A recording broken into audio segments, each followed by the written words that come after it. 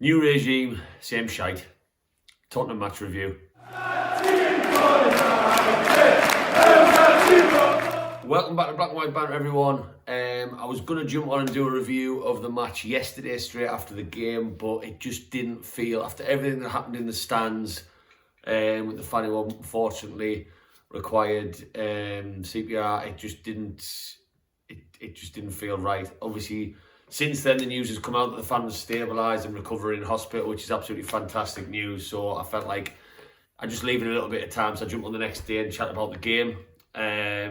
Awful scenes there. I didn't really know where. I was in the strawberry corner just a little bit further on. No one really knew what was happening. Then we saw the players rushing everyone over. That was awful business. It was just silence. I think I had to nip down for a beer because I didn't want to witness what was going on. It just made me a little bit uncomfortable. I think, like I say, fantastic news and well done to everyone involved. All of the fans who jumped on and helped out, who ran over. I know one gentleman in the Gallagher end, he didn't want any praise, but I put it on my Instagram, him getting a hero's applause when he made it back after helping the person in need. It was absolutely fantastic, everyone pulling together. So great day. It was all about the occasion yesterday. I did a blog post on it, how the football was a bit of a side piece. We just wanted to go to the game with that excitement, knowing that this is a new direction for us. And that's exactly how the day went. Before the game was great. It was atmosphere in the bars, atmosphere in the city. Everyone was singing outside the ground. Everyone had their Saudi costumes on.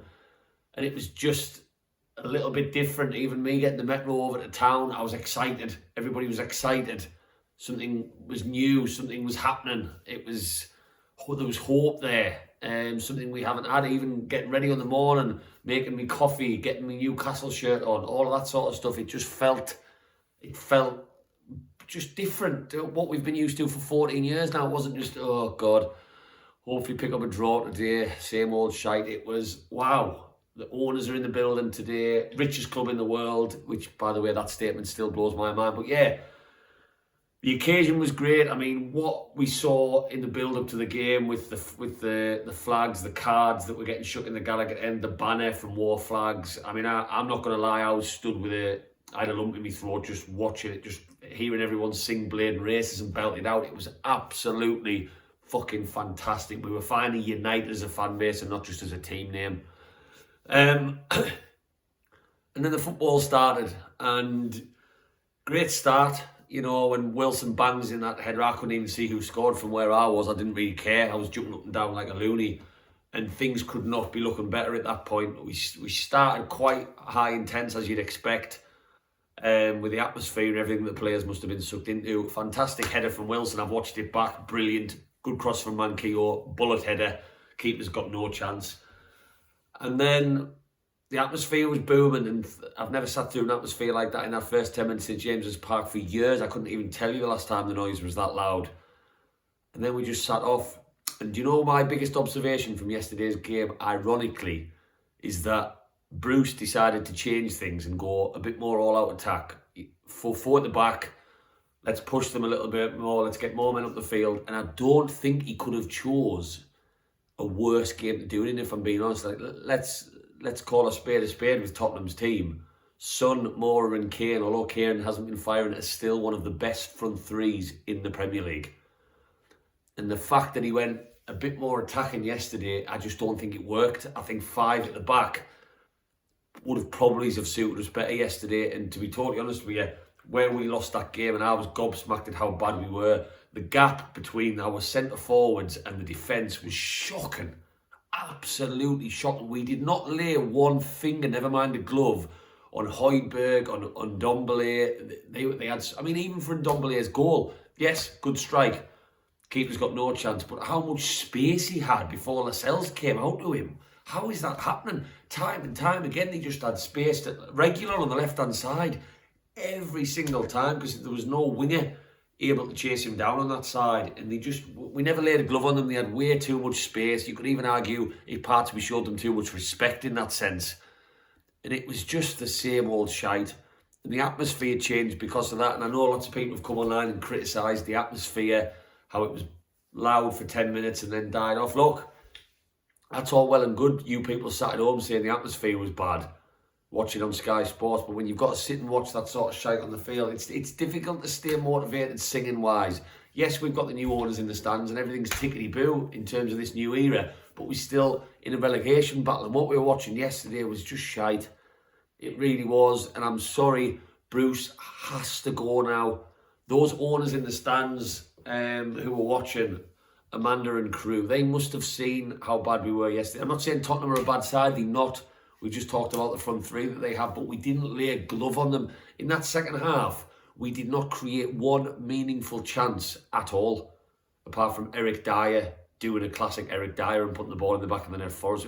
Maybe he wants 100 grand a week from the new owners. That's why he's trying to impress by scoring in our end. But we didn't lay a glove on them. And again, I kind of see why Steve Bruce changed his tactics, because he wants to impress the owners and he doesn't want them to keep watching this negative style of football that maybe he's played for a while now with 5 at the back. But yesterday wasn't the day to do it, in my opinion. Crystal Palace on Saturday, yeah, put 4 at the back and let's have a go at them. But Tottenham with that front 3, it was never going to work.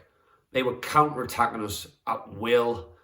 We don't have any quality going forward. Joe Linton, I think he is the bit of the scapegoat for some Newcastle fans. I don't think he played too bad yesterday in terms of aerial wins, holding the ball up, which Callum Wilson doesn't do as much, but he's got no quality. We know he doesn't. And on the left-hand side, he doesn't offer any pace like you'd hope someone on a wing would. I would have maybe liked to see Murphy and Maximin on each wing yesterday, if I'm being honest, just to get at them a bit more if we were going to play that attacking style of football. No Almiron, but for me, no Almiron, apart from his work rate, he's not always a loss going forward. And I touched in the preview about John Joe Shelvey, and I didn't want him in the team. I think he's past it. And he's, after all these years of him getting these stupid red cards, and we know he's a bit of a hothead in his career, he has been, you know, he got sent off against Tottenham 3 or 4 years ago for kicking out. He's always had that aspect. But yesterday, what was he doing?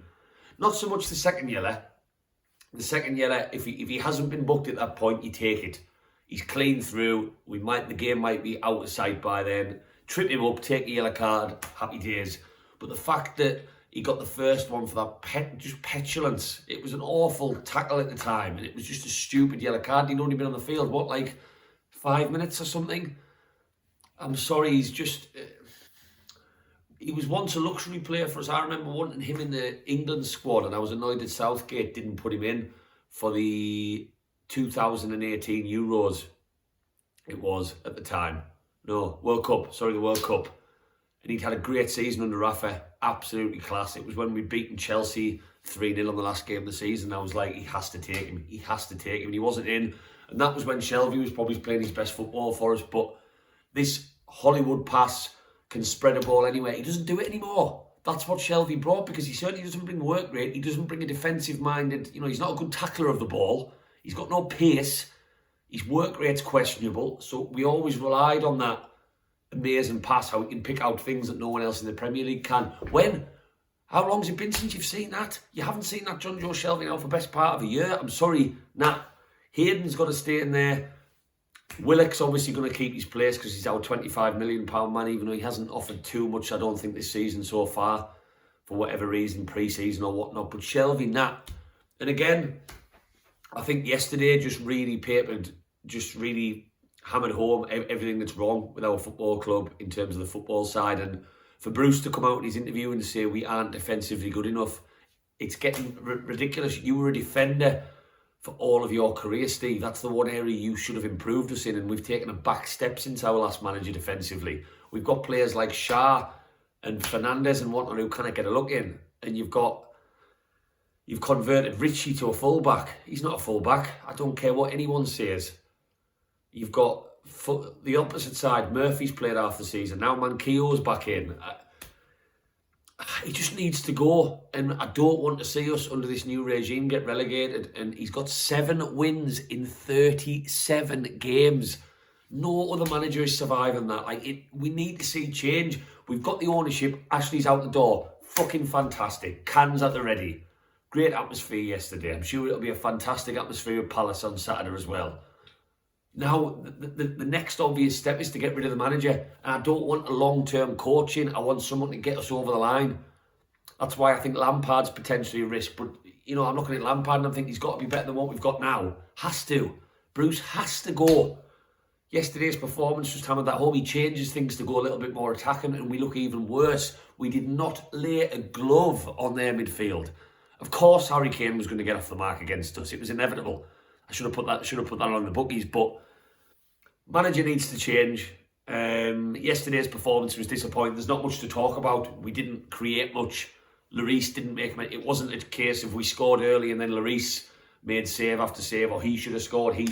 We didn't create anything against, let's face it, a Tottenham team in a bit of dismay at the moment. Fans aren't really happy. They haven't been playing well. It was there. The game was there. Atmosphere, the fans were on the side. Everything was there in place. And again, I'm not laying the responsibility solely on Bruce. He hasn't got a very good squad there by any means. But something needs to change because there is still a squad there. Willock, Fraser, Almiron, Maximin, Wilson, Shah, Lascelles, Dubravka. There's a squad there. There is a squad and we are much better. I don't care what any fucker says. We are much better than Norwich. Much better than fucking who else is down there? Watford, who we should have absolutely battered a couple of weeks ago, by the way. There's so many teams that we're better than, and we can't get relegated this season. So, Amanda, you know what to do. You and the crew know what to do. Sit him down this week, get him out. I don't know whether you've got anyone lined up. There has to be someone out there who wants that job, playing in front of that loud crowd that we saw in the first 5 minutes. That's all I've got to say on that match. Onwards and upwards to Palace, I guess. Another winnable game, but we don't really travel well down there. I will be going to that game. I'll try and get a match day. I'm not a big fan of match day vlogs, if I'm honest. Like videoing myself in the stadium. I prefer to just have a couple of beers and enjoy it, but I'll try and get something done. As always, Newcastle fans, keep following us on Facebook and Instagram. I did another blog post yesterday about the match day. It got like 67 shares. It reached about 20,000 people, so I really appreciate it. Apparently, I'm quite good with my words. Who knew? And make sure you like and subscribe to us, and I'll touch down probably before the Palace game, and fingers crossed there might be a new manager on the horizon, even if it's just Graham Jones, but I'm not going to hold my breath because I don't think I'd be there to do the video if I did. Thanks for watching. Keep believing.